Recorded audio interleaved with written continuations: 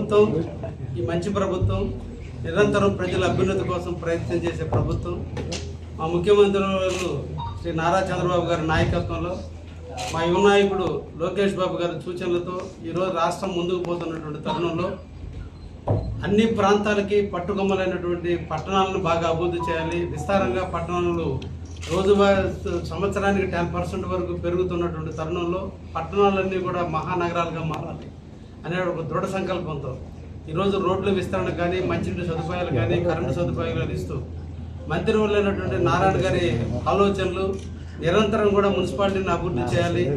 వాటన్నిటిని కూడా పారిశ్రామిక వాడలుగా అభివృద్ధి చెందే విధంగా, అన్ని రంగాల వాళ్ళు జీవించే విధంగా ఈ రోజున పట్టణాలన్నింటినీ కూడా మహానగరాలు చేస్తున్నటువంటి తరుణంలో ఈరోజు LRS స్కీము, BRS స్కీమ్ పెట్టి ఎవరైతే అనాథరేట్గా లేఅవుట్లు వేసి ఫ్లాట్లు కొనున్నారో వాళ్ళకి భద్రత లేదు.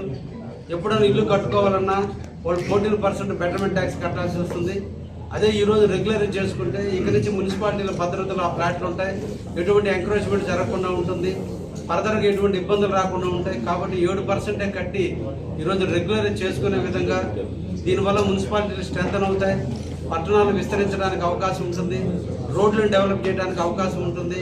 అదేవిధంగా మంచినీటి సౌకర్యాన్ని, శానిటేషన్ని అన్నింటినీ కూడా మెరుగుపరచడం కొరకు ఈరోజు అనాథరేట్ లేఅవుట్లన్నీ కూడా నిర్వీర్యమైపోయి చెట్లతో, పందులతో ఈరోజు నిర్వీర్యమైపోయినాయి.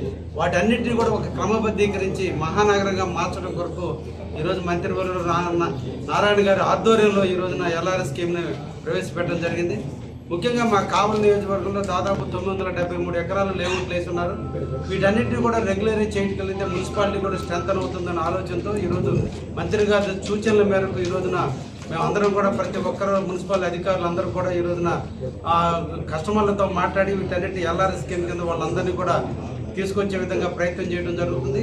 అదేవిధంగా అనాథరేట్గా చాలామంది మున్సిపల్ పర్మిషన్ లేకుండా బిల్డింగ్లు కట్టుకొని ఇర్రెగ్యులర్గా ఎట్లాంటి కట్టించుకొని ఉన్నారు. వాటన్నిటిని కూడా రెగ్యులర్ చేయడానికి ఈ రోజున ఈ మంచి ప్రభుత్వం ముందుకు వచ్చింది.